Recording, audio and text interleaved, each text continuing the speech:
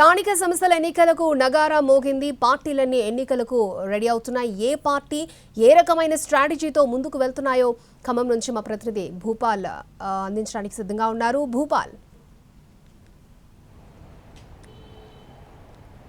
అక్షయ్, గత 18 నెలల నుంచి ఎప్పుడా అని ఎన్నికలకు సంబంధించి స్థానిక ఎన్నికలకు సంబంధించి ఊరింపులు జరుగుతున్నాయి. ఈ నేపథ్యంలో కొద్దిసేపటి క్రితమే ఎన్నికల కమిషన్ ఈ ఎన్నికలకు సంబంధించి నోటిఫికేషన్ విడుదల చేసిన విషయం తెలిసిందే.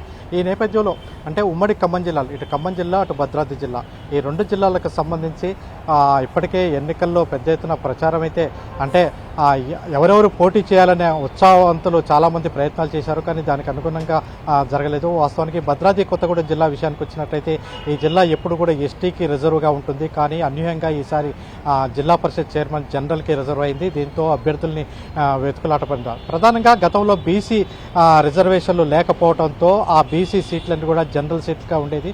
కానీ ఈసారి బీసీలకి రిజర్వేషన్లు కేటాయించడంతో భద్రాద్రి కొత్తగూడెం జిల్లాలో మొత్తం 22 జెడ్పీటీసీలు ఎంపీపీలు ఉండగా 22 జెడ్పీటీసీలకు సంబంధించి 7 జెడ్పీటీసీలని బీసీలకు రిజర్వ్ చేశారు. దీంతో జనరల్ స్థానాలకు వచ్చేసరికి జనరల్గా కేవలం 2 వచ్చినాయి. అదేవిధంగా జనరల్ అంటే ఇటు మహిళలకి మాత్రం మరో 2 దక్కినాయి. మొత్తం మీద భద్రాద్రి కొత్తగూడెం జిల్లాకు సంబంధించి ఈసారి మొత్తం కూడా అంటే అక్కడ 5 అసెంబ్లీ నియోజకవర్గాలు ఉండగా అందులో 4 మాత్రం ఎస్టీకి రిజర్వ్ అయి ఉండగా ఒక కొత్తగూడెం మాత్రమే జనరల్ ఉంది. అక్కడ కూడా బీసీ అభ్యర్థి మాత్రమే పోటీ చేసి గెలుస్తుండడం జరుగుతుంది. అయితే ఈసారి మొన్నటి ఎన్నికల్లో జనరల్ అభ్యర్థి కూడా సిపిఐ పార్టీ నుంచి గెలిచారు. అయితే ఈసారి చూసుకుంటే ఈ ఎన్నికలకు సంబంధించి జెడ్పీకి సంబంధించి జనరల్ సీటుకు రావడంతో జెడ్పీ స్థానంలో అంటే అందరూ పోటీ చేయడానికి అవకాశం ఎక్కువగా ఉంటుంది. అయితే ఓసీ వర్గాలే ఎక్కువగా ఈ సీట్ని కాంక్షిస్తుంటారు. ఆ నేపథ్యంలో ఇప్పటికే ఊహిస్తున్న విధంగా అంటే గతంలో మీ ప్రాపర్టీని మీరు వర్క్ బిజీ వల్ల కానీ దూరంగా ఉండటం వల్ల కానీ రెగ్యులర్గా చూసుకోలేకపోతున్నారా? ల్యాండ్ గస్తీ కంపెనీ మీ ప్రాపర్టీ దగ్గరికి రెగ్యులర్గా వెళ్లి చెక్ చేసి photos, videos, land measurements, legal updates ఇస్తుంది. Rental, repair service also available. Contact us 8977782303.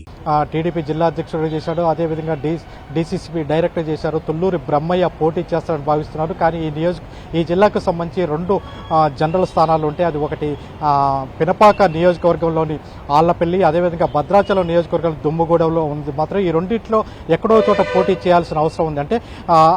అంటే ఆ లోకల్ అభ్యర్థులకు అవకాశం ఇస్తారా లేదా పార్టీ చైర్మన్ని పలానా వ్యక్తిని నిర్ణయం చేసుకొని ఆ వ్యక్తి అక్కడికి వెళ్ళి పోటీ చేస్తాడా అనేది చర్చ జరుగుతుంది. ఇప్పటికైతే జరుగుతున్న చర్చల్లో తుల్లూరి బ్రహ్మయ్య అనే వ్యక్తి ఆళ్లపల్లి నుంచి కానీ దుమ్మగూడ నుంచి కానీ అటు భద్రాచలం నియోజకవర్గం కావచ్చు, పినపాక నియోజకవర్గం ఈ రెండిట్లో ఏదో ఒక చోటు నుంచి పోటీ చేస్తారని ప్రచారం జరుగుతుంది. అయితే ఇది ప్రచారం మాత్రమే. అధికారికంగా అంటే ఉమ్మడి జిల్లాకు సంబంధించిన 3 మంత్రులు ఉన్నారు. ఆ మంత్రులంతా కూడా ఒక ఏకగ్రీవంగా రావాల్సి ఉంటుంది. ఆ తర్వాతనే జరుగుతుంది.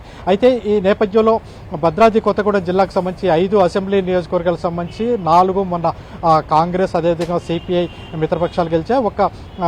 భద్రాచలం నుంచి బీఆర్ఎస్ గెలిచినప్పటికీ తను కూడా కాంగ్రెస్లో చేరిన విషయం మనకు తెలిసింది. అంటే అక్కడ 5 నియోజకవర్గాలు ఇప్పుడు కాంగ్రెస్ చేతిలో ఉన్నాయి. అధికార పార్టీకి ఎక్కువగా అవకాశం ఉంది.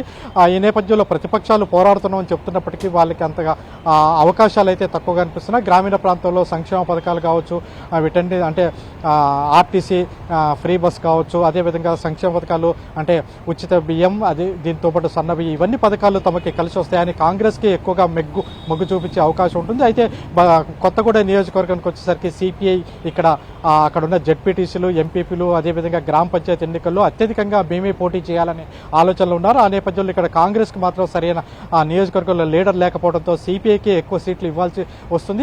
ఎందుకంటే ఎలక్షన్లో అలయన్స్ ఉంటుంది కాబట్టి ఆ ఎలక్షన్లో సిపిఐకి ఎక్కువగా అవకాశాలు ఉంటాయని భావిస్తున్నారు. మొత్తం మీద ఈ భద్రాద్రి కొత్తగూడెం జిల్లా విషయానికి వచ్చేసరికి జనరల్ స్థానం ఇవ్వటం అంటే ఇది ఎక్కువగా ట్రైబల్స్ ఎక్కువగా ఉంటారు. ఇది భద్రాద్రి కొత్తగూడెం జిల్లా విషయానికి వచ్చేసరికి అదే ఖమ్మం జిల్లా విషయానికి వచ్చేసరికి ఖమ్మం జిల్లాలో కూడా ఎస్టీకి కేటాయించడంతో ప్రధానంగా ఇటు పాలేరు నియోజకవర్గం అదేవిధంగా వైరా నియోజకవర్గంలో జనరల్ ఎస్టీకి కేటాయించడం జరిగింది. అక్కడి నుంచే పోటీ పడాల్సిన అవసరం ఏర్పడుతుంది. అయితే ఖమ్మం జిల్లాలోనే 3 మంత్రులు ఇటు డిప్యూటీ సీఎం బట్టి విక్రమార్క, తుమ్మల నాగేశ్వరరావు, పొంగులేటి శ్రీనివాసరెడ్డిలు ప్రాతినిధ్యం వహిస్తుండటంతో ఇక్కడ కూడా ఎస్టీ అభ్యర్థుల కోసం ఇప్పుడు ఎత్తుక్కోవాల్సిన పరిస్థితి అయితే ఉంది. మొత్తం మీద అధికార పార్టీకి సంబంధించి ఎక్కువగా పాజిటివ్గా ఉంటుందని ఆ పార్టీ వాళ్ళు భావిస్తున్నారు. అయితే ప్రతిపక్షం బీఆర్ఎస్ కూడా మేము కూడా పోటీలో ఉంటాం, మాకు అవకాశాలు ఎక్కువ ఉంటాయని కూడా వాళ్ళు భావిస్తున్న పరిస్థితి. దీనికి సంబంధించి మాత్రం ఇప్పటికే ఇక నుంచి ఎన్నికల రంగంలోకి దిగే అవకాశాలు అయితే ఎక్కువగా కనిపిస్తుంది. Over to studio. Okay Bhupal.